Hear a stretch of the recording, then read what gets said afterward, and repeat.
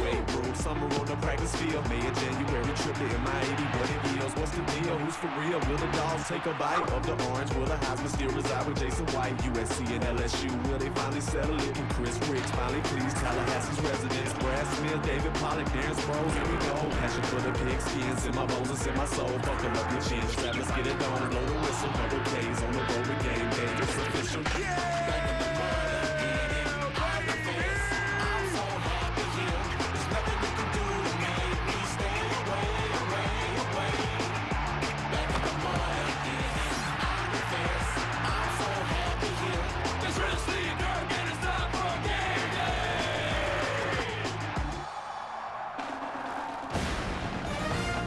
First day of contact, out half the season. That's a blow to the Tommy Bowden's Clemson Tigers. And at Oklahoma, they got depth, sure, but Adrian Peterson was a very hyped freshman running back. Figured to split a lot of the touches with Kewan Jones. Mild separation of the left shoulder. He has now returned to practice down in Norman. Other camp happenings, injury posters, they deserve the national championship.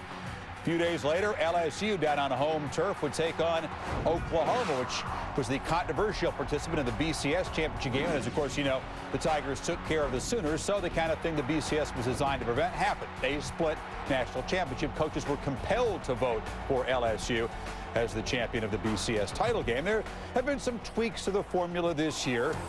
The Notre Dame, as Vino would say, 5-7 debacle a year ago. Preseason tied for 37th in the coaches poll. That's the highest ranking for any team coming off a losing record, which means about a 500 season. But will they get the magic 8 wins? Trev, you first. No. I mean, I think you look at Notre Dame, I think they're going to be a better football team, but not 8 wins. I mean, they play Michigan, that's a loss. They're at USC, that's a loss. At Tennessee is a loss for me as well, so that means they have to win the rest of the games. You know what? There's Purdue, there's Michigan State. I think they'll be better. I don't think they're going to win 8 games. Well, I disagree. I think they're going to win 8, possibly 9 games. If you look at their schedule, the 2 treacherous games that they have on their schedule, obviously USC and Michigan right off the bat. I think all the other games are winnable for Notre Dame. And I like Brady Quinn at quarterback. The mighty Quinn, the second year in Ty Willingham's offense. I think with the West Coast offense, second year, you progress so much. I like Notre Dame to win at least 8, possibly 9. Wow. No, I don't think Notre Dame will win 8 games, and I'm going to tell you why. First of all, their schedule is brutal. And second, and most important, they don't have enough big game breakers to win in any phase of the game. Good coaching job, 6 wins. I swear we didn't set it up this way. One's against, one's for. But I agree with Mark. I think there's a great opportunity here for Notre Dame to get to 8 wins. If you look at it, physically, they're going to be outmatched in 3 games. People have already talked about it. Michigan, USC, and Tennessee. The one difference is I think they can compete with Michigan because it's early in the year and it's in South Bend. And also I agree with Mark about Brady Quinn. I think he's ready to have a good year. But Maurice Stovall and Rema McKnight, these guys need to step it up and give some help to the running game by stretching the field a little bit more, but 8 wins definitely attainable. Concern wasn't just the losses. They got beat by 26 or more 4 times a year ago. So you say the 10-win season's very good. 4 straight losses to Oklahoma, very bad. Some of those losses are very bad, lopsided losses. So is Mack Brown on the hot seat, Mark? Absolutely. He will win 10 games again this year. This could be the first time in his career that he'll go to a BCS championship bowl game, but he still will not defeat Oklahoma. And I think if you look at Texas, with all their tremendous recruiting over the Mack Brown era, they deserve much better. They've won 10 games plus, yes, but they want the golden ring at the end of the rainbow, which is a national championship ring. I agree with you, Mark. I think Texas, I like Mack Brown. I think he's a great coach. But the bottom line is when you start to lose, Chris mentioned it, the way they lost, 65-13 to Oklahoma, getting beat by Arkansas on your home field, dominated up front, and you can't lose to Washington State in the Holiday Bowl. I mean, the common theme for me with Mack Brown teams is, yeah, we haven't won a conference championship. We've never been in a BCS game. But the point is, under his leadership at quarterback, there's always been instability, whether it be Chris Sims or Major Applewhite. Now it's Chance Mock, Vincent Young. He must name a leader of that team on offense. I think if he names a starting quarterback, this is my guy. He's going to be the quarterback. Texas will be much better. You know, one of the reasons he's on the hot seat is everybody's talking about the Oklahoma thing. But let me give you an interesting fact on that. If beating Oklahoma is the only prerequisite, Only Les Miles and Bill Snyder should have their jobs. They're the only two guys that beat Stoops. The guy's a heck of a football coach and even better man. You're going to appreciate this because you taught me about this when it comes to season ticket holders. People forget it in Texas.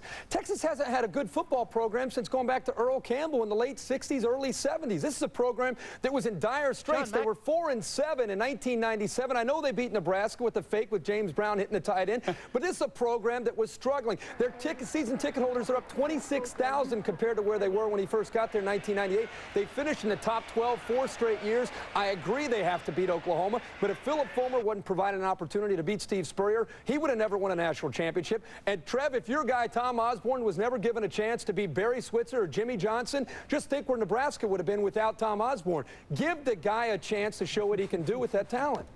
All right. Okay, we'll kill him today. He's had chances. We'll kill him. Well, here's the deal about it, though, guys. And Mac Brown, obviously, he's probably the best guy you'll ever meet, nicest guy in the world. But you start to see, when you start having turnover on your staff, when coaches are leaving on their own volition or getting fired, that's when you know you have issues as a staff. You can say all the right things. The reality is, of course, Mac Brown's a great coach. Everybody liked to see him. The fact is, the reality is, though, he is on the hot seat, whether we like it or not. You cannot get beat in some of the games they've gotten beat in and not be on the hot seat. But the problem at some point, winning 9 games is good enough. But the expectations of Texas are so high, and the bar's raised so high. He's paid as one of the top 3 or 4 coaches in the country. So you expect your coach should take you to conference championships and national championships. That has not happened there. Guys, they're on the hot seat for us in a roundtable discussion with the preseason magazines, but the decision makers in Austin, Texas, when they look and see the multi-million-dollar football package that they have there and that season ticket holders are up 26,000, somebody's happy. This is a program that hasn't had any success in over 20 years. If they beat Oklahoma, everybody goes home happy. The guy needs a chance to do that. Right. We have run out of time for the roundtable, right? This is good stuff, eh? Trev and Mark, thanks. You guys enjoy the trophies and the Hokies down there. See you, fellas. We'll do this again. Go Mac Brown. With or without Mike Williams, they still will get through that conference. The always tough Big 12, the North seems to be very wide open. Nobody ever repeats as conference champion in that league. It hadn't happened since they've gone to the format. That's bad news for Kansas State. Yeah, Kansas State, Missouri, to me, is a game of the year because of the fact the winner of that game wins the Big 12 North, in my opinion. Oh, Texas A&M, they're going to beat a sleeper because they fell asleep last year. They got to get up and finally get up. And Oklahoma, they got everything. Nobody should beat Oklahoma. They're wonderful. I like, believe it or not, I think Oklahoma at Texas A&M at Kyle Field. After the game went the way it went last year, you got to believe A&M is looking forward to that opportunity at Kyle Field. I think Texas A&M, I agree with Lee. I think Texas A&M and Coach Fran's second year, they have some talent coming back. Reggie McNeil's ready to go and Whitney Lewis. And I think the champion as well. I think Texas A&M is going to push but in the South, but I think Oklahoma clearly the team to beat not only in the South, but the team to beat in the Big 12. I love the Aggie crowd. They stood throughout that debacle in Norman. They're looking forward to it now. When the Sooners take the field, they may not be looking forward to that game. Well, right now in August, it's easy to say it's going to be a good game. All right, let's talk about the SEC. All right, the game of the year.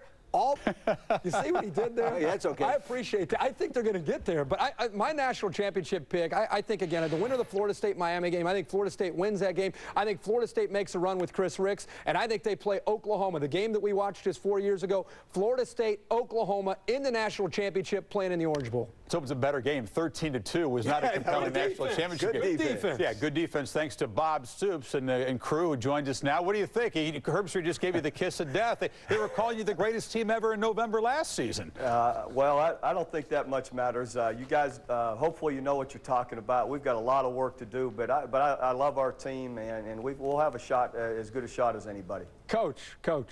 And you know, I've been there with you from the beginning. I'm not the kiss of death. I'm not the jinx. When I say you got a shot, that's a good thing for you guys in Norman. You mean to say someone else who is the kiss of death if they pick you? Exactly. No, hey, we know we got to go do our work on the field, and that's all that'll matter. And Jason White, he's healthier, he's supposed to be leaner, he's supposed to be very motivated, and by what happened at the end of last season? I tell you what, he's had an incredible camp. He looks fantastic, and he is. He's in much better shape and condition. He's been allowed to do more through the summer. He's been allowed to do everything through the spring, winter, and then into the summer. He looks great, and you know, we've got a lot of guys back, and I really like the way they're working. And Jason, he's just been fantastic.